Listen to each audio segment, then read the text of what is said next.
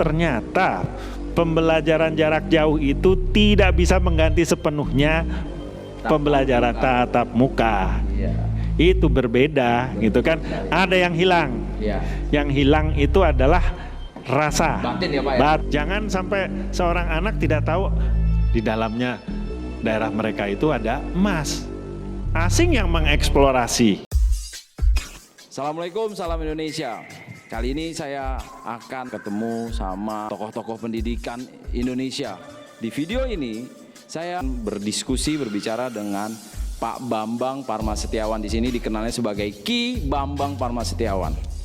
Nah, beliau adalah Ketua Yayasan Budaya Luhur. Kita akan mencoba mengorek lebih dalam tentang pandangan beliau mengenai pendidikan dan problem-problem yang ada di Indonesia saat ini, supaya pendidikan Indonesia lebih maju lagi dari bangsa-bangsa yang lain. Saya pertanyaan pertama nih Pak Bambang, tentang pendidikan.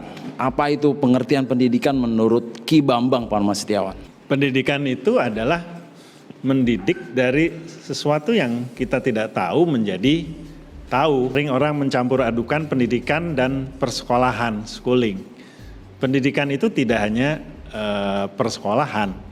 Taman Siswa itu mengenal dengan tripusat pendidikan, yaitu sekolah, keluarga, dan masyarakat.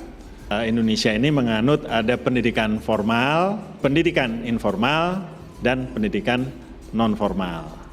Sekarang bagaimana Pak pendidikan menjawab tantangan bangsa, khususnya saat ini kita tahu bahwa kultur pendidikan ini berubah. Bagaimana pendidikan itu menjawab tantangan bangsa depannya? Kayak ini ada macam pandemi kan, berarti kultur berubah semua. Bagaimana pendidikan itu menjawab itu Pak? Kita berangkat dari esensi pendidikan. Ini yang selalu berulang kali ditegaskan bahwa kita ini bayi-bayi yang lahir di Indonesia sesuai dengan etnis, suku, dan ras masing-masing. Dia adalah penduduk Indonesia. Melalui pendidikan, dia diubah dari penduduk menjadi seorang warga negara. Nah, yang kita butuhkan di masa depan itu adalah warga negara Indonesia unggul. Jadi kalau warga negara Indonesia unggul itu bukan hanya sekedar dia cerdas dan pintar, tapi juga memiliki etika, dan terlebih lagi dia adalah cinta pada tanah airnya, yaitu tanah air fisik, NKRI ini, kemudian tanah air formal, ya secara legal sebagai warga negara Indonesia, dan tanah air mental, jiwanya itu adalah Indonesia. Jadi bukan hanya sekedar cangkangnya Indonesia, tapi dalamnya, jiwanya itu adalah Indonesia. Fungsi pendidikan itu adalah dia mendidik seorang anak menjadi seorang warga negara. Itu adalah sebuah tugas konstitusional. Di Mukadimah Undang-Undang Dasar 45 disebutkan tugas konstitusional itu adalah mencerdaskan kehidupan bangsa. Tanyakan bagaimana dengan kehidupan yang milenial? Pendidikan itu terikat dengan kebudayaan. Dengan pendidikan kita bisa mengajarkan kepada anak-anak tentang kearifan lokal dan sebagainya, sehingga dia akan terus ada dan mungkin akan berkembang dan akan mempengaruhi pendidikan lagi. Jadi dia merupakan suatu siklus pendidikan, kebudayaan, dan peradaban. Nah, kalau zaman prakemerdekaan, pendidikan itu Ki Hajar itu lebih mengajarkan kepada kebangsaan. Makanya ada buku Inspirasi Kebangsaan dari Ruang Kelas, sehingga anak-anak yang terdidik itu sadar akan merdeka, sehingga jadilah tonggak-tonggak sejarah kita 1908, 1928, dan puncaknya itu adalah kemerdekaan Indonesia di 17 Agustus 1945. Kemerdekaan itu bukan hanya sekedar kemerdekaan fisik, tapi juga kemerdekaan kebudayaan. Kalau kita mengacu kepada salah satu tulisan dari Ki Sri Edi Swasono, Ketua Majelis Luhur Taman Siswa yang sekarang. Yang saya garis bawahi ada kata nasionalisme. Kan ada perbedaan antara wujud nasionalisme pada saat era kolonial dan yang saat ini milenial. Bagaimana nasionalisme itu menjadi subjek penting di pendidikan? Pada saat sebelum kemerdekaan, semua terkonsentrasi menyadarkan bangsa kita ini untuk merdeka. Lebih kepada tanah air fisik. Nah, di dalam mengisi kemerdekaan ini, cinta pada 3 tanah air tersebut itu yang tidak boleh hilang. Cinta tanah air fisik, anak-anak harus mengenal apa yang terkandung di dalam bumi pertiwi ini. Jangan sampai seorang anak tidak tahu di dalamnya daerah mereka itu ada emas. Asing yang mengeksplorasi, itu kan salah. Kemudian tanah air formal. Tanah air formal selama ini mereka memegang paspor Indonesia dan harus menjaga nama baik Indonesia. Dimanapun harus membela nama Indonesia, baik atau buruk, itulah negara mereka. Dan yang paling penting itu adalah tanah air mental, jiwanya. Nah, ini yang paling susah. Selama ini banyak kejadian adalah itu yang disebut cangkangnya Indonesia.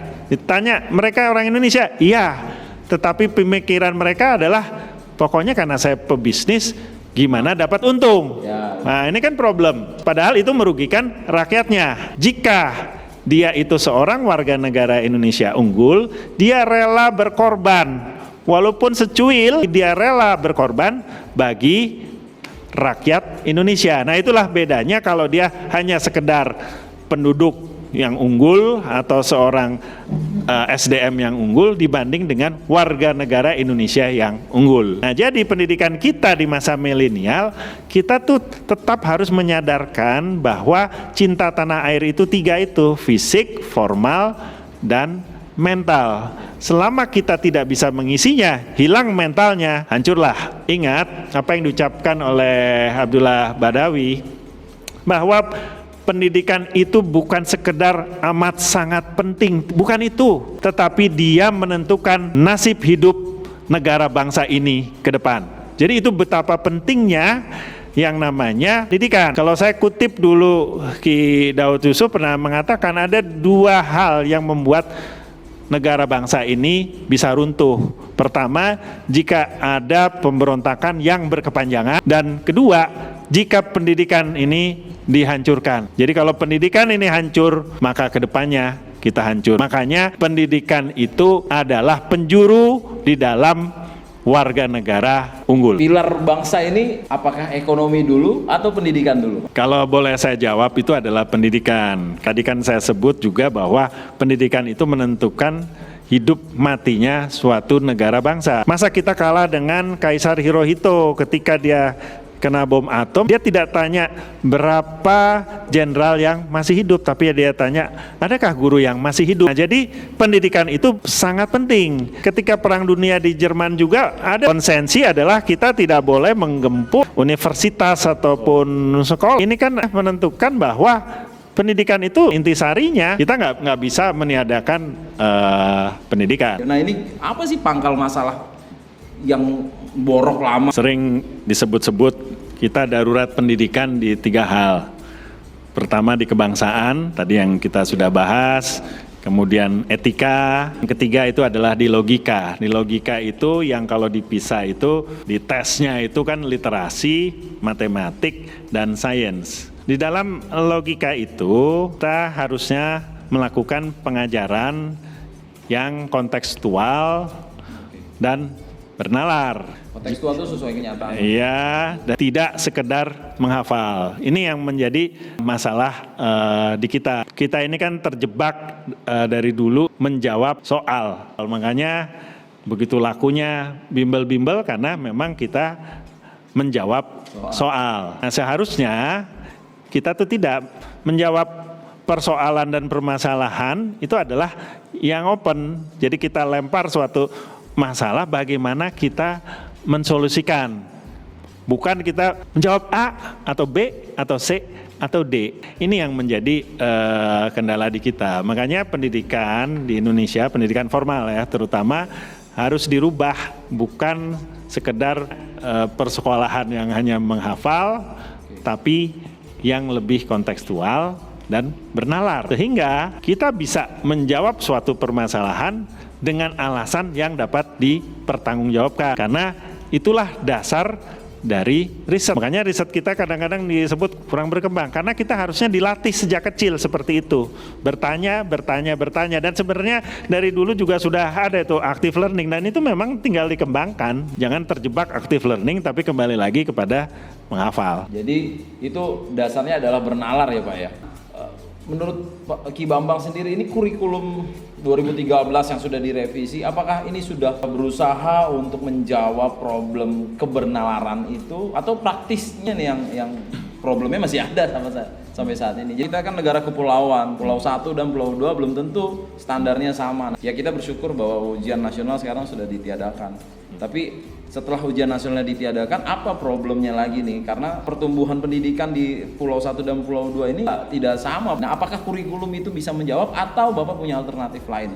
Yang pertama harus dididik itu adalah gurunya. Selama ini kita mendidik guru ya lebih kepada keilmuannya. Jadi kalau teman-teman guru itu dilatih kemana-mana keilmuannya, harusnya itu adalah cara mengajarkan, cara mendidik anak itu gimana. Itu yang memang kurang. Dari FKIP dari satu universitas ke universitas lainnya aja kalau kita telah ada mengajarkan cara mengajarkan, ada yang tidak diajarkan cara mengajar. Harusnya itu kan semua seragam. Jadi kuncinya di kita ini sebenarnya adalah guru. Mau sebagus apapun kurikulum, tapi kalau kita tidak ngopenin guru, ya jadinya ya gimana. Makanya itulah guru sering disebut pahlawan tanpa tanda jasa karena di tangan mereka lah mati hidupnya negara bangsa sebenarnya ini ada di mereka. Jadi begitu penting guru itu. Jadi kita harus mendidik guru dengan benar, baru diikuti kurikulumnya. Tapi kalau kurikulum mau bagus kayak apapun, guru tidak dididik, iya percuma aja. Dasar utamanya kita adalah si guru. Itu kan seperti senjata. Orang di belakang senjata itu, gitu kan orangnya itu yang penting. Nah, apakah kuliah itu cukup atau menurut Ki Bambang nih belum cukup dulu karena untuk cara dan metode ini harus perlu pelatihan lagi yang lebih lagi. Ya kalau saya bilang itu kan harus seluruh pihak. Jadi universitas memperbaiki diri dengan kurikulumnya, cara mengajar dengan baik dan benar. Tidak cukup PKL karena PKL kan kadang-kadang juga ditempatkan malah disuruh ngajar bimbingan dengan minim, kan kasihan yang namanya adik-adik mahasiswa, harusnya mereka mendapat bimbingan. Jadi di dalam kampusnya harusnya sudah ada cara mengajar. Mungkin di tingkat pertama dia hanya bisa datang ke suatu sekolah, dia tidak boleh ngapa-ngapain tapi hanya mengamati, ya kan. Tingkat kedua apa, ketiga apa sampai terakhir dia bisa mengampu satu mata pelajaran selama sekian bulan. Jadi dasar utamanya itu kan bagaimana sebuah knowledge bisa sampai ke anak didik melalui pengajaran yang tepat dan benar. Kan kuntinya itu. Kalau kita nggak bisa ngajar, sepintar apapun dia, iya nggak akan bakal nyampe. Ya saya rangkum sedikit bahwa memang dasarnya adalah manusianya sendiri ya, pembangunan manusia. SDM khususnya di dalam pendidikan itu adalah guru harus menjadi dasar bagaimana pendidikan ini mau dibawa ke arah mana, baru kurikulum sebagai senjatanya kalau secara analogi Pak Bambang. Saya rekam video ini saat bertepatan dengan Hari Pendidikan Nasional, jadi 2 Mei saya bikin video ini. Nah, apa harapan Ki Bambang untuk pendidikan kita khususnya setelah pandemi ini? Ada 2 hal. Yang pertama itu adalah apa yang tadi dikatakan bahwa kita mengubah cara pengajaran kita yang kontekstual dan bernalar. Dan itu perlu mendidik guru-guru kembali dalam cara mengajar. Perlu diperkaya dengan bagaimana teknik mengajar, bagaimana menggunakan media ajar dan sebagainya. Dan karena kita maju ke era digital, bagaimana menggunakan perangkat-perangkat teknologi itu untuk lebih membuat anak-anak mengerti. Di dalam pandemi ini kita juga semakin mengenal ternyata pembelajaran jarak jauh itu tidak bisa mengganti sepenuhnya pembelajaran tatap muka. itu berbeda gitu kan. Ada yang hilang. Ya.